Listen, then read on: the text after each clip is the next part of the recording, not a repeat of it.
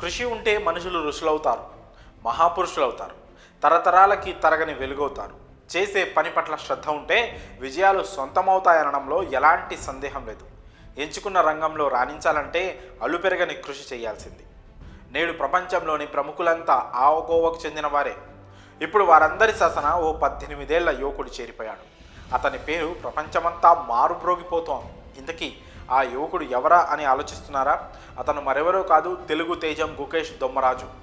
చదరంగంలో జగజ్జేతగా నిలిచి దేశ ఖ్యాతిని ప్రపంచానికి చాటి చెప్పాడు.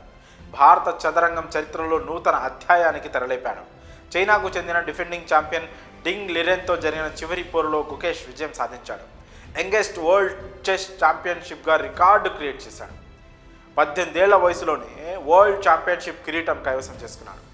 ప్రపంచ చెస్ ఛాంపియన్షిప్ విశ్వ విజేతగా నిలిచిన గుకేష్ అద్భుతాన్ని ఆవిష్కరించాడు.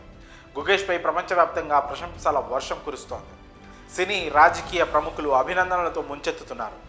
చదరంగం చరిత్రలో విశ్వనాథ్ ఆనంద్ 1988లో భారతదేశపు మొదటి గ్రాండ్ మాస్టర్ అయ్యాడు. కాగా విశ్వనాథ్ ఆనంద్ 5 సార్లు ప్రపంచ చెస్ ఛాంపియన్షిప్ సొంతం చేసుకోగా ఆయన తర్వాత ఈ ఛాంపియన్షిప్ను దక్కించుకున్న రెండో భారత చెస్ ప్లేయర్గా గుకేష్ రికార్డు సృష్టించాడు.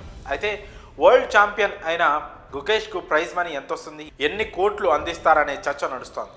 $25 లక్షల విలువైన ప్రపంచ చెస్ ఛాంపియన్షిప్ 2024లో ప్రతి క్లాసికల్ గేమ్లో విజేతకు $2 లక్షల అంటే మన ప్రైజ్ మనీలో 1.69 కోట్లు ప్రైజ్ మనీగా అందిస్తారు. గుకేష్కు ట్రోఫీతో పాటు $13,50,000 అంటే మన భారతదేశ కరెన్సీలో 11.45 కోట్ల ప్రైజ్ మనీ లభించింది. అంతేకాకుండా 3 గేమ్లు గెలిచినందుకు గాను అదనంగా 5.7 కోట్లు గుకేష్ అందుకోనున్నాడు.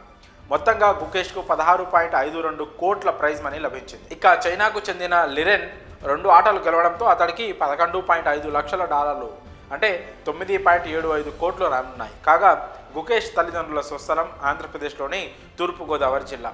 తండ్రి రజనీకాంత్.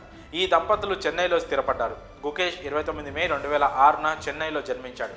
మరి 18 ఏళ్లకే వరల్డ్ చెస్ ఛాంపియన్షిప్గా హిస్టరీ క్రియేట్ చేసిన గుకేష్పై మీ అభిప్రాయాలను కామెంట్స్ రూపంలో తెలియజేయండి.